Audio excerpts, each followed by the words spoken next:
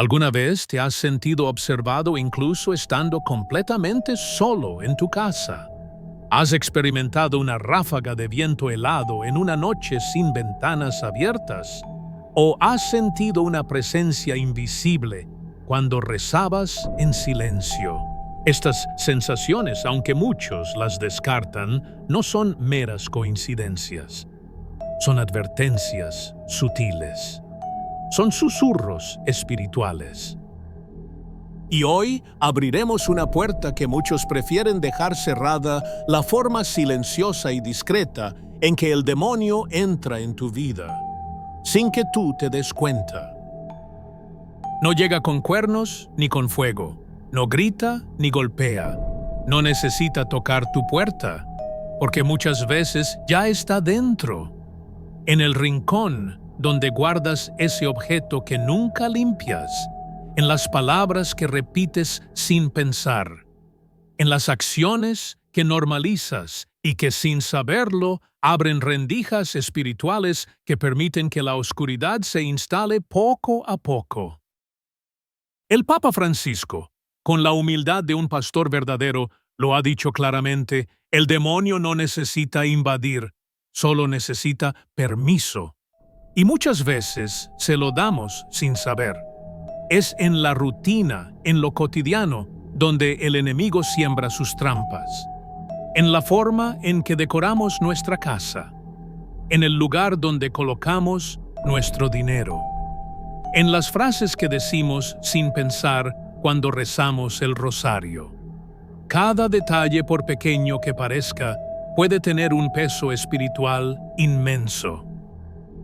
San Francisco de Asís decía: allí donde no hay orden interior, el enemigo encuentra casa. Y hoy, en este mensaje, te invito a mirar hacia adentro, a revisar tu entorno no solo con los ojos del cuerpo, sino con la mirada del alma, porque muchas veces los mayores peligros no están en la calle, sino en nuestra propia cocina, dormitorio o altar. Este video no busca asustarte, busca despertarte. Porque cuando la fe se mezcla con la ignorancia, nacen hábitos que traen ruina, confusión y enfermedad espiritual. Y si no sabemos lo que atrae al enemigo, podríamos estar alimentándolo sin querer en nuestras propias casas. Te pido que escuches este mensaje con el corazón abierto, que no lo veas solo como una historia, sino como un espejo. Porque quizás, al igual que Juan Ana o Doña Marta, tú también has notado que desde hace un tiempo la alegría se ha ido apagando, las finanzas se han vuelto escasas, la paz se ha vuelto frágil, y lo peor es que no sabes por qué. Hoy lo sabrás, y más importante aún, aprenderás cómo revertirlo. Prepárate. Porque esta no es solo una advertencia, es un llamado divino a reconquistar tu espacio espiritual, a proteger tu hogar y a cerrar las puertas que tú, quizás sin saberlo, dejaste entreabiertas al enemigo. Capítulo 1. El espejo roto en el dormitorio. La puerta de la distorsión espiritual. Doña Marta tenía 63 años. Una mujer piadosa, devota del Rosario y de San Benito. Pero desde hace 3 años, algo cambió. Su salud comenzó a deteriorarse sin causa aparente. Su esposo empezó a tener pesadillas, y una tristeza oscura parecía haberse instalado en su casa como una niebla invisible. Buscó médicos, psicólogos, incluso terapeutas energéticos. Nadie encontró nada. Hasta que un sacerdote joven que visitó su hogar notó un espejo roto cubierto parcialmente con una manta en la pared frente a su cama. Ella pensó que era irrelevante. Es solo un espejo, dijo. Pero no era solo un espejo. Era un símbolo espiritual fracturado, reflejando sombras en lugar de luz. En la tradición cristiana, el espejo representa la conciencia, en 1 Corintios 13:12. San Pablo dice, ahora vemos por espejo oscuramente. Cuando ese espejo está roto, cuando lo conservamos por apego o descuido, abrimos simbólicamente una puerta a la distorsión interior. La imagen de Dios en nosotros se ve fragmentada, y el enemigo se instala en esa fractura. El Papa Francisco ha advertido, el diablo no destruye de frente, deforma, confunde, hace que lo torcido parezca recto. Un espejo roto en el dormitorio, especialmente frente a la cama, no solo afecta tu descanso físico, afecta tu descanso espiritual. Puede atraer sueños perturbadores, ansiedad nocturna y una sensación inexplicable de opresión. ¿Qué hacer si tienes un espejo roto? No basta con cubrirlo, debe ser retirado. El padre Joaquín, sacerdote franciscano, enseña que cualquier objeto roto debe ser despedido con una breve oración. Antes de desecharlo, rocía agua bendita sobre él y di, Señor, que tu luz refleje solo verdad. Que este espejo deje de ser morada de oscuridad. Después, limpia el espacio con incienso de ruda o mirra, y en su lugar coloca una cruz, una imagen de la Virgen o una planta viva que represente vida renovada.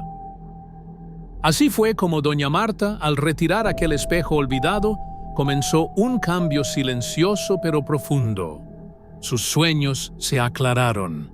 Su esposo recuperó la paz. Y en menos de un mes, la energía de su casa volvió a ser ligera como una oración bien dicha. No es superstición, es percepción espiritual. Porque como dice el Evangelio de Mateo 6:22, la lámpara del cuerpo es el ojo. Si tu ojo está sano, todo tu cuerpo estará lleno de luz. Y los espejos, aunque materiales, reflejan la visión interior. Cuando están rotos, distorsionan no solo lo físico, sino lo sagrado. Capítulo 2. Guardar dinero en la cocina. El altar falso que atrae pobreza espiritual. Juan era un hombre trabajador.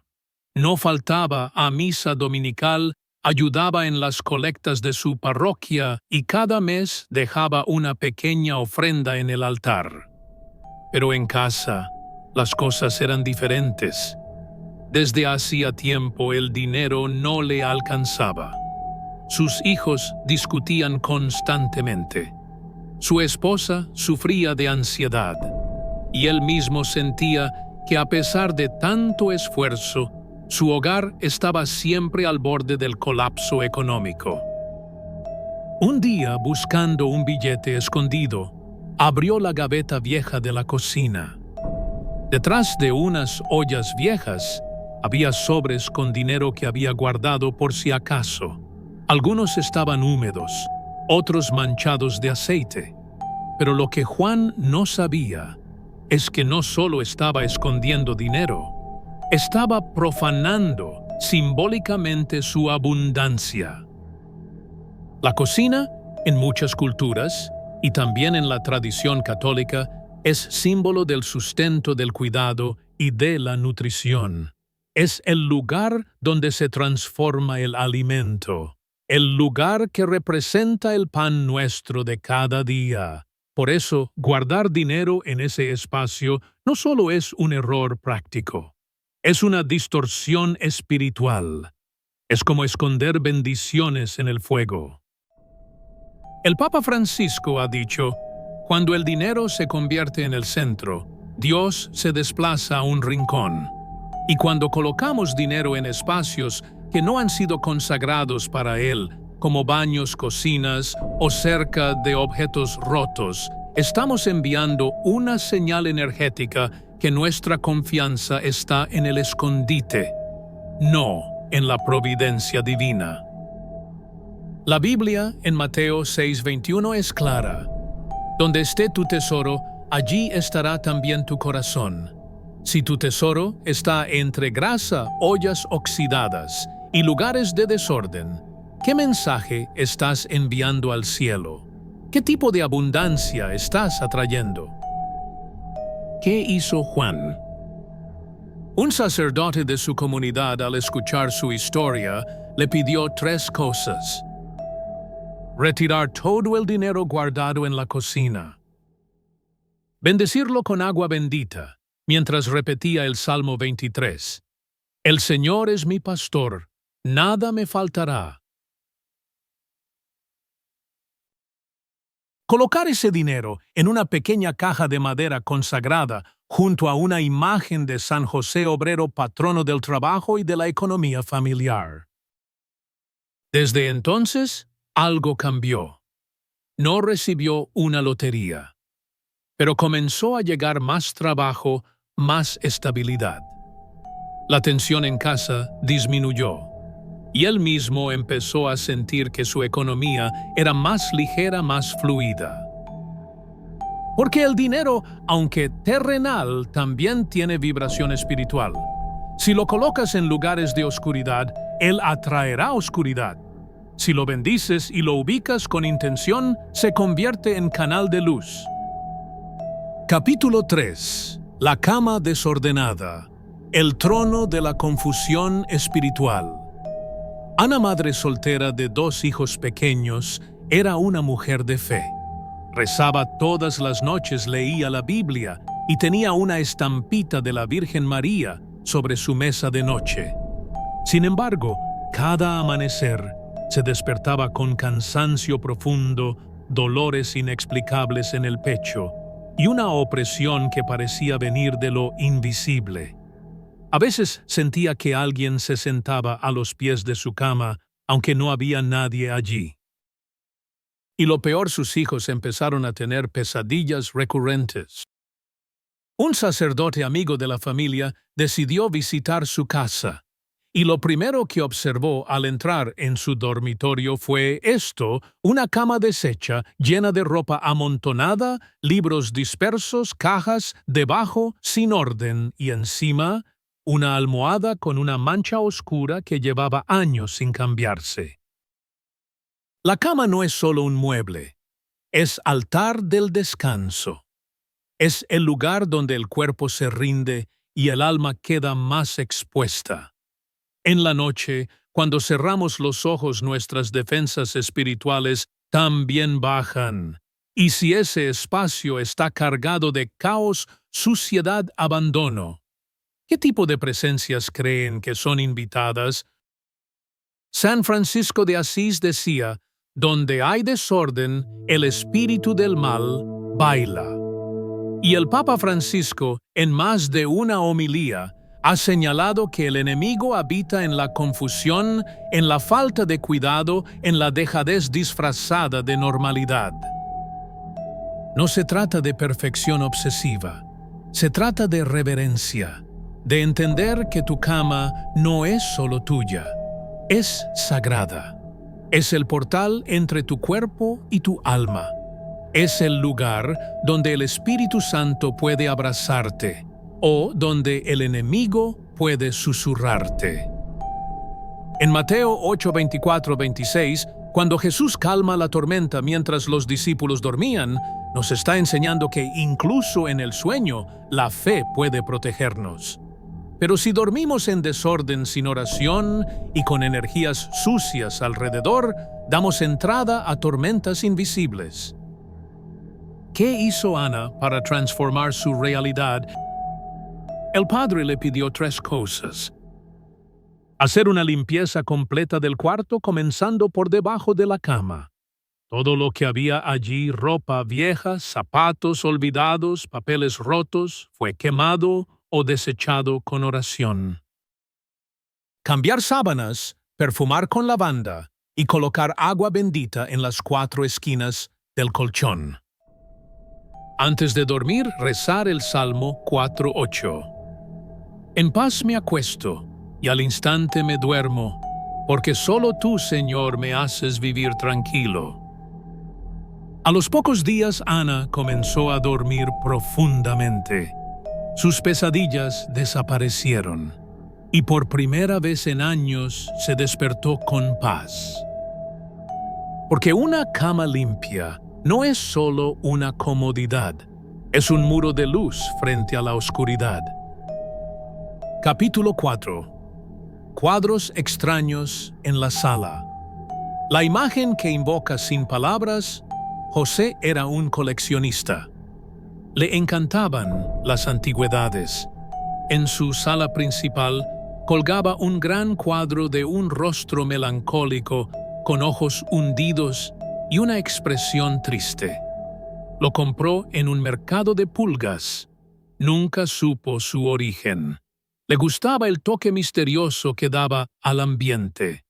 Pero desde que colgó ese cuadro, comenzaron a suceder cosas extrañas. Su esposa enfermó sin causa. Las luces parpadeaban en la noche. Una sombra se reflejaba en el vidrio, aunque no había nadie en la sala. Y el ambiente se sentía denso, como si algo invisible respirara en el aire. El sacerdote que los visitó no tardó en identificar la causa. Señaló el cuadro y dijo con voz firme: «Esto no es arte. Esto es un espejo espiritual que no fue consagrado por Dios». El Papa Francisco ha hablado en varias ocasiones sobre los objetos que arrastran una historia espiritual oscura. Hay cosas que parecen inofensivas, pero han sido testigos de sufrimiento de ritos de muerte, y esas memorias se quedan. En Éxodo 24, Dios dice: «No te harás imagen, ni las adorarás». Aunque no adoramos literalmente estos cuadros, sí les damos espacio, atención, y peor aún, les damos energía emocional. Una imagen triste, perturbadora o incluso siniestra puede convertirse en un canal abierto para presencias que se alimentan del dolor. Y hay algo más. Cuando no sabemos el origen de una obra, no sabemos qué fue consagrado sobre ella.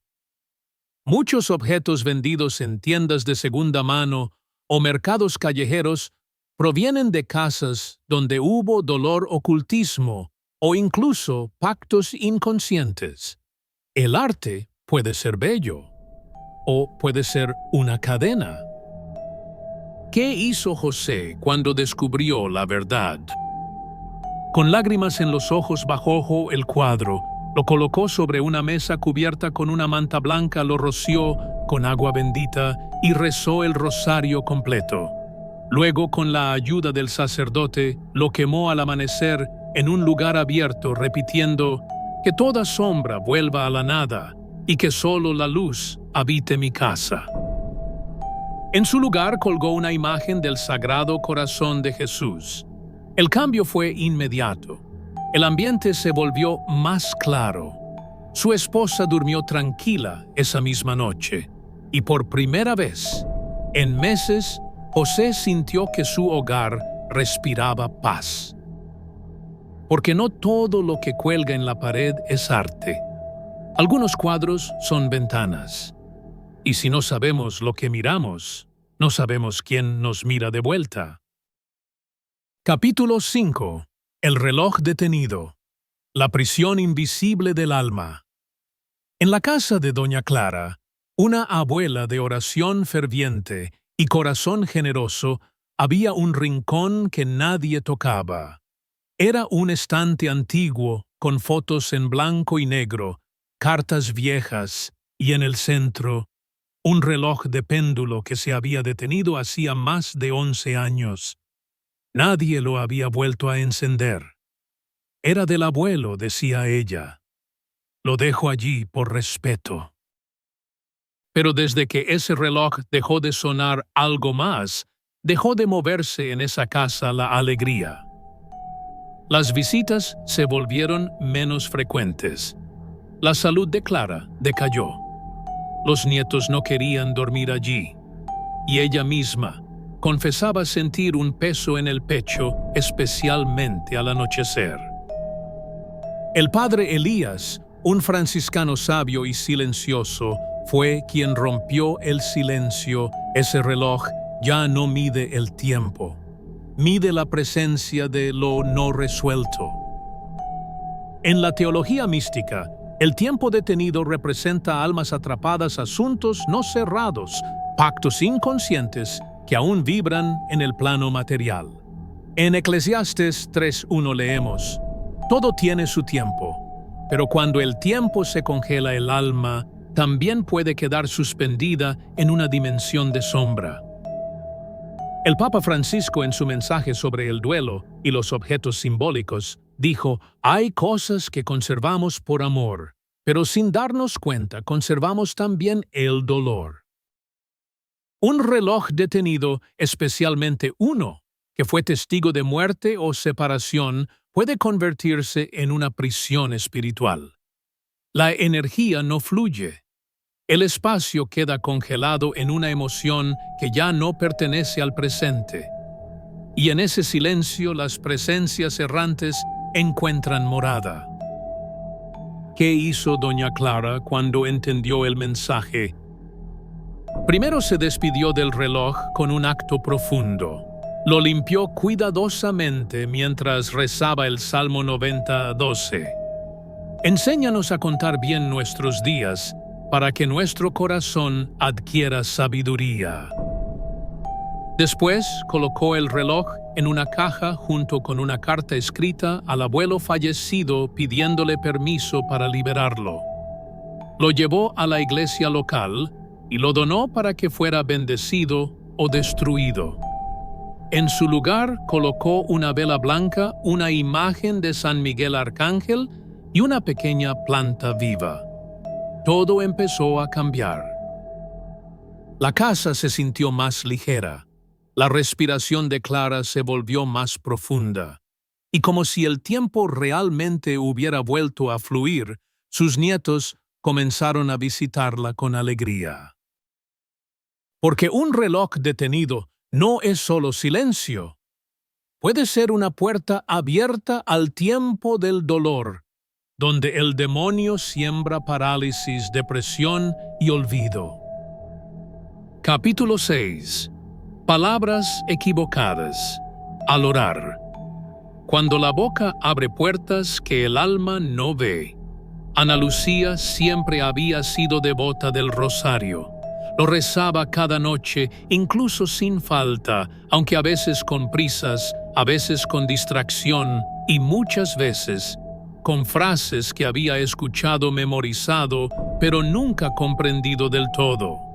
Entre sus oraciones repetía sin pensarlo expresiones como «haz lo que tú quieras, aunque yo me pierda», o «te entrego todo incluso si me duele más allá de lo soportable». Un día, en una confesión larga y llorosa, contó al padre Hernando que llevaba meses sintiendo una tristeza sin nombre. No era enfermedad. Era como si su espíritu se sintiera exiliado dentro de su propio cuerpo. Una sensación de vacío, de abandono, como si sus oraciones no llegaran a ninguna parte. Fue entonces cuando el sacerdote con voz pausada le dijo: «Tus palabras tienen peso eterno. Hay frases que abren el corazón, pero hay otras que lo entregan sin defensa». En la tradición bíblica, las palabras no son solo sonidos, son actos espirituales. En Proverbios 18:21 leemos: «La muerte y la vida están en poder de la lengua». Y el Papa Francisco ha advertido: «Cuidado con lo que dices en oración, porque no todo lo que suena piadoso viene del Espíritu». Hay frases que, pronunciadas con fe ciega pero sin discernimiento, pueden tener efectos espirituales adversos. Palabras que parecen humildes, pero son decretos de resignación. Declaraciones que suenan santas, pero que invocan sufrimiento innecesario, dolor perpetuo o incluso la cesión de voluntad a fuerzas que no son de Dios. Decir, por ejemplo, que me lleves a través del dolor más fuerte para purificarme, si no viene del Espíritu Santo, puede abrir puertas a pruebas que no fueron asignadas por el cielo, sino tomadas por el enemigo como permiso legal para entrar. ¿Qué hizo Ana Lucía? Después de comprender que la lengua puede ser espada o escudo, comenzó un proceso de reeducación espiritual. El padre Hernando le enseñó a orar con conciencia, con pausa y sobre todo con claridad en la intención. Le recomendó sustituir frases oscuras por oraciones de luz como: Señor, purifica mi vida según tu voluntad, pero protégeme con tu misericordia. Guíame por el camino del bien, pero no permitas que el enemigo me toque sin tu permiso. También le pidió que rezara durante 9 días el Salmo 141:3, Señor, pon guarda a mi boca, vigila la puerta de mis labios. A la semana, Ana Lucía ya no lloraba al orar, sonreía, sentía una conexión viva, fluida. Y lo más hermoso, comenzó a escuchar interiormente palabras de paz. Porque no es solo lo que pedimos, es cómo lo decimos. En el mundo espiritual, cada sí, cada no, cada lamento, cada declaración es una llave. Y si no tenemos cuidado, podríamos estar abriendo puertas que jamás quisimos cruzar. Capítulo 7. La vela apagada frente al altar. El símbolo del alma sin vigilia. Don Rafael era sacristán de una pequeña iglesia rural. Cada mañana, él encendía las velas ante el altar con manos temblorosas y corazón firme, pero por motivos de salud dejó de hacerlo. Las velas se apagaban, a veces quedaban allí frías con la mecha doblada y la cera endurecida. Y así pasaron semanas. Nadie más se encargó. Nadie preguntó. La iglesia seguía celebrando misa. Las lecturas continuaban. Pero algo había cambiado. Algunos feligreses comenzaron a sentir un frío extraño dentro del templo aún en pleno verano. Otros decían que las oraciones no se sentían igual. Y una niña incluso confesó haber visto una figura parada en la esquina del altar que desaparecía cuando se encendía la luz eléctrica. Fue entonces cuando el padre Sebastián recordó una antigua enseñanza franciscana. Donde no hay luz de vela, la oscuridad reclama territorio. La vela en el altar no es decoración, es testigo de la presencia de Dios. Es un símbolo del alma despierta de la vigilia espiritual del fuego que consume la oscuridad.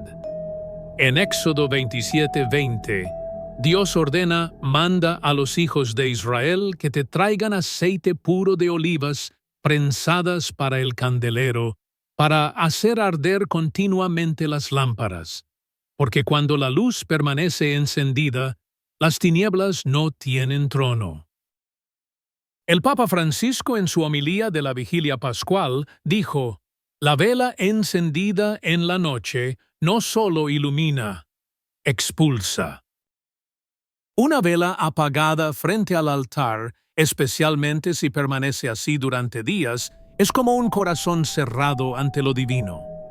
Es como un centinela dormido en la torre. Es una invitación tácita para que fuerzas errantes, sin cuerpo ni dirección, ocupen ese espacio vacío de luz. ¿Qué hizo don Rafael al enterarse del efecto que tenía su ausencia? Volvió aún con dificultad para caminar.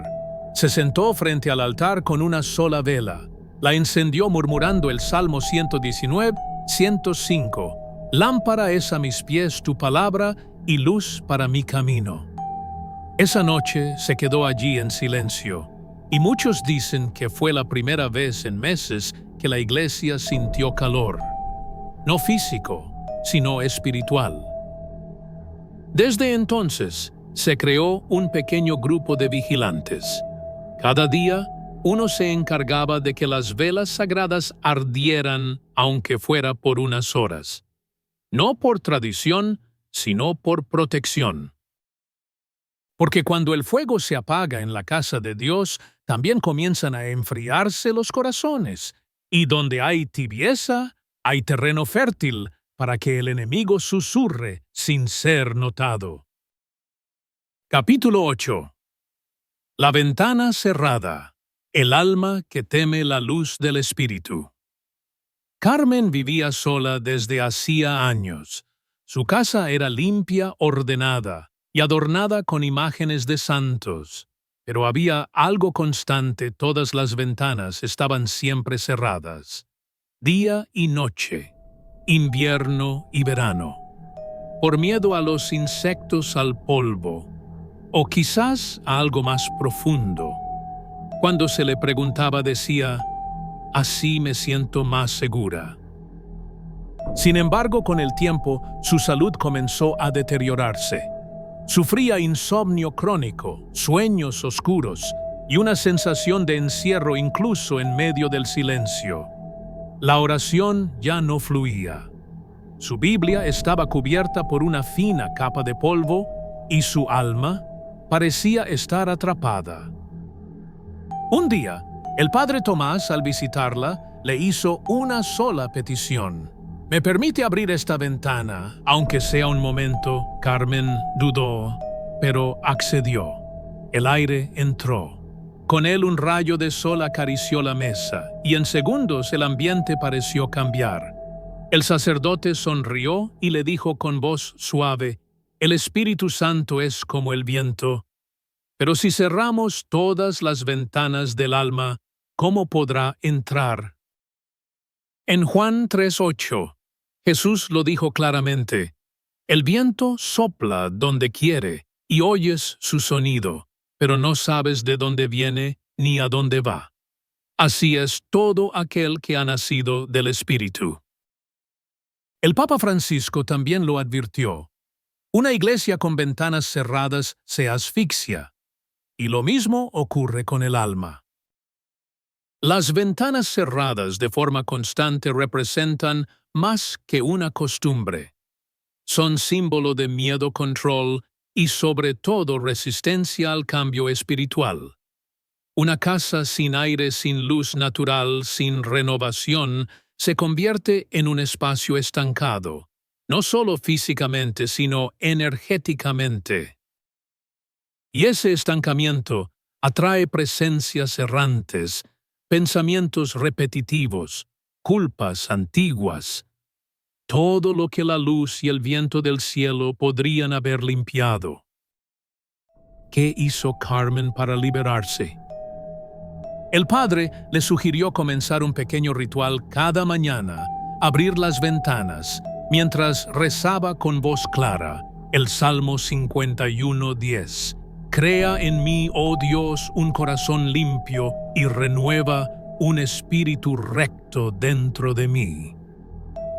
También le pidió colocar una ramita de laurel bendecida en el marco de la ventana como señal de victoria espiritual y encender una vela blanca durante 10 minutos al amanecer, dejando que el aire se llevara las sombras. En cuestión de días, Carmen comenzó a dormir mejor. Soñaba con campos abiertos con luz. Su respiración cambió.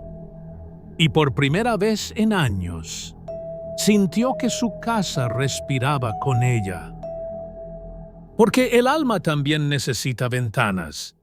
Y si no dejamos entrar la luz del cielo, terminaremos acostumbrándonos a la penumbra, sin saber que nos estamos marchitando en silencio. Capítulo 9. El agua estancada. La bendición detenida y la sombra que espera. Don Ernesto era un hombre sencillo. Vivía en las afueras del pueblo rodeado de plantas, macetas y objetos que había recolectado durante años. En el patio trasero tenía un gran jarrón de barro con agua de lluvia que usaba por si acaso para regar. Sin embargo, ese jarrón no se movía. no se vaciaba, no se renovaba. El agua verdosa y quieta llevaba allí más de un año. Nadie le prestaba atención, hasta que su nieta Clara comenzó a despertarse, gritando en las noches, diciendo que veía una cara flotando en el agua. Al principio creyeron que eran sueños, pero la sensación de incomodidad en la casa crecía. Los perros evitaban ese rincón. Las visitas se acortaban. Y don Ernesto, devoto del Sagrado Corazón de Jesús, comenzó a sentir que algo invisible lo observaba desde el agua. El padre Ignacio, al enterarse, fue directo al punto. El agua estancada es más que un riesgo de mosquitos, es símbolo de bendiciones que no circulan, y donde no hay circulación hay podredumbre espiritual. La Escritura nos enseña que el agua viva es símbolo del Espíritu. En Juan 7:38, Jesús dice: «El que cree en mí, como dice la Escritura, de su interior brotarán ríos de agua viva». Pero cuando permitimos que el agua se estanque en nuestras casas y en nuestras almas, también estamos bloqueando la gracia que debía fluir. El Papa Francisco lo expresó así: un alma que no se deja mover por el Espíritu se convierte en un charco de ideas muertas, y en esos charcos crecen cosas que no son de Dios. El agua que no se purifica ni se mueve se convierte en espejo de la inercia espiritual, y lo más peligroso es que simbólicamente se convierte en portal. Muchas culturas antiguas entendían que el agua detenida podía reflejar no solo el rostro, sino también los miedos, las penas, e incluso atraer presencias. ¿Qué hizo don Ernesto para romper ese ciclo? Con ayuda del sacerdote, vertió el agua lentamente en la tierra, haciendo la señal de la cruz y diciendo: «Que esta agua vuelva a la tierra limpia y no retenga más lo que ya no bendice». Luego, lavó el jarrón con vinagre bendecido, lo dejó secar al sol y colocó en su lugar una pequeña fuente de agua en movimiento consagrada con la oración del Salmo 23. Desde aquel día, la casa volvió a sentirse ligera. La nieta dejó de tener pesadillas. Los animales se acercaban de nuevo al jardín, y don Ernesto sintió que su oración volvía a tener eco en el cielo.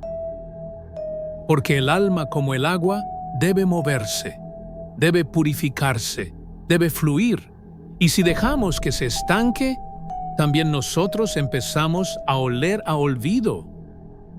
Capítulo 10. El espejo empolvado, cuando el alma ya no se reconoce a imagen de Dios.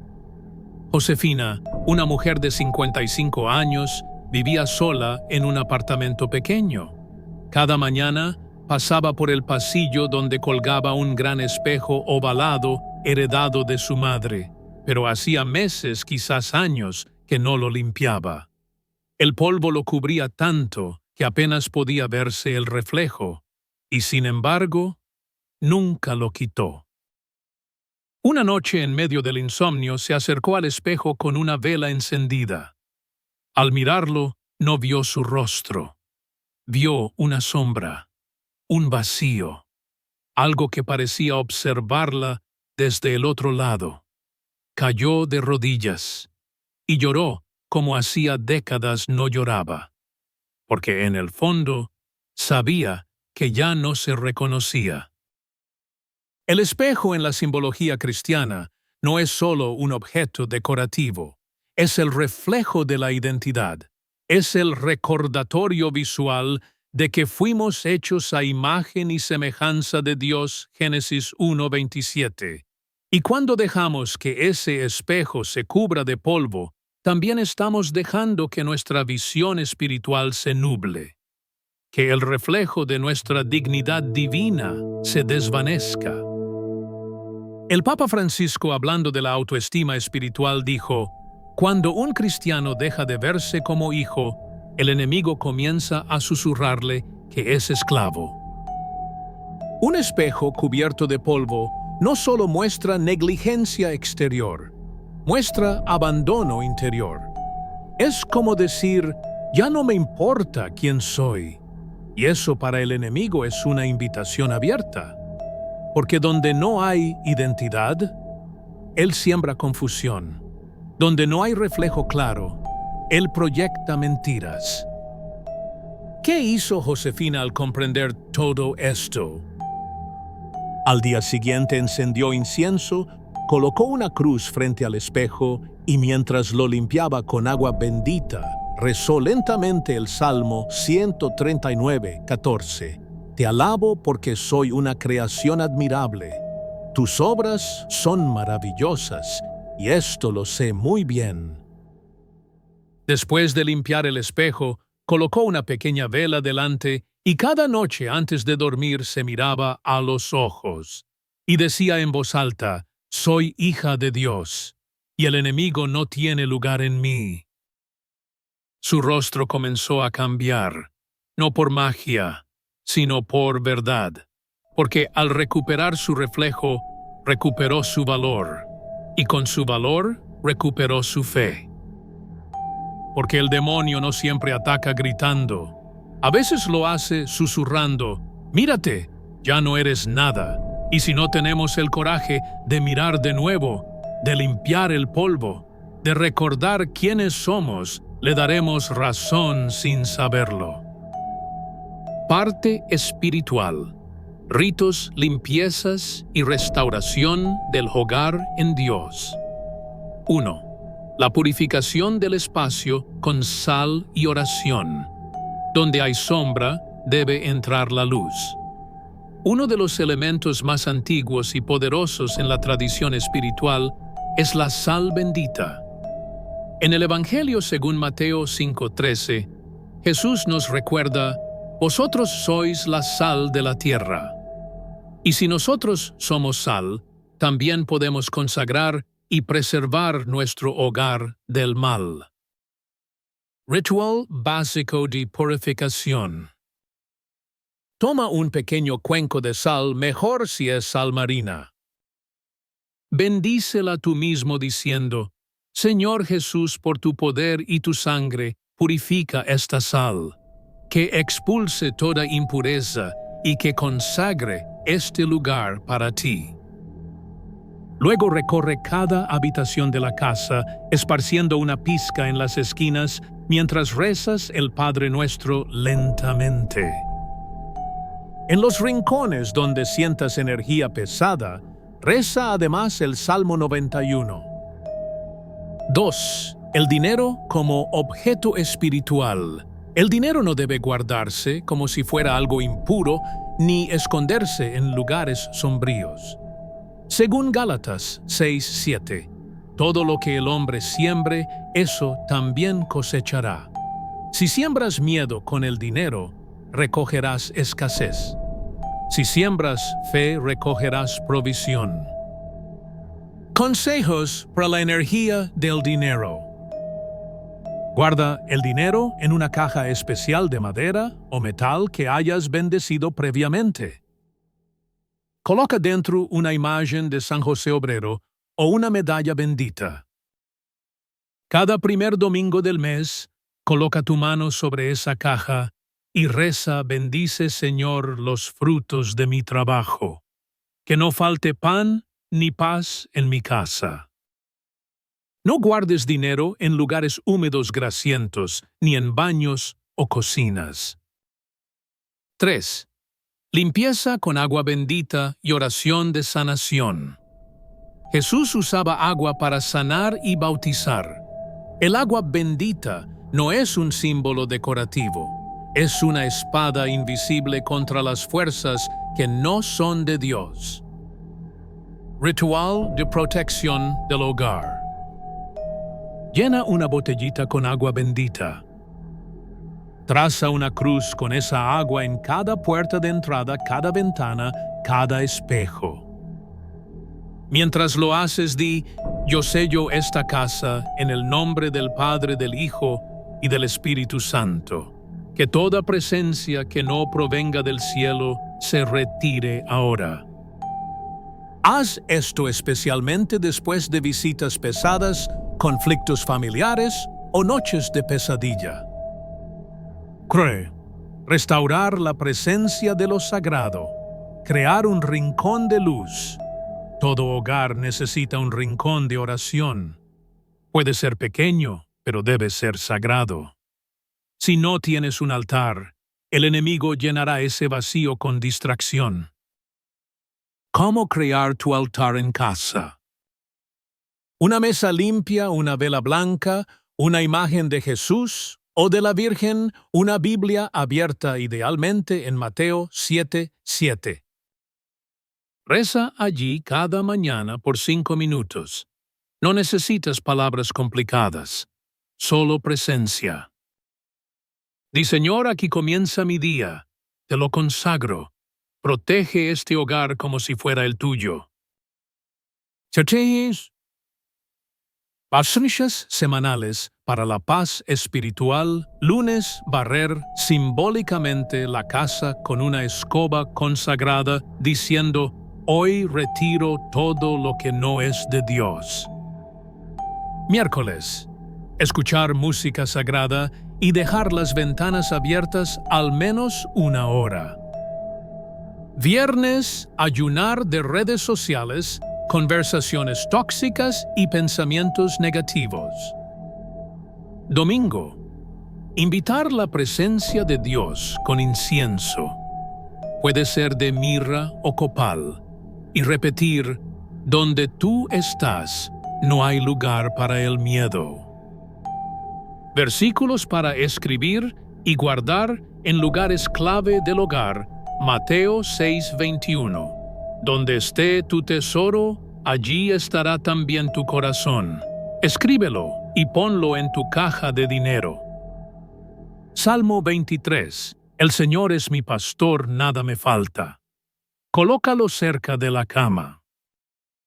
Gálatas 6:7. Lo que el hombre siembra, eso también cosechará. Ponlo en la entrada principal de tu hogar. Mateo 7:7. Pedid y se os dará, buscad y hallaréis. Escríbelo en tu Biblia y léelo antes de dormir. Conclusión. El demonio entra cuando tú olvidas quién eres.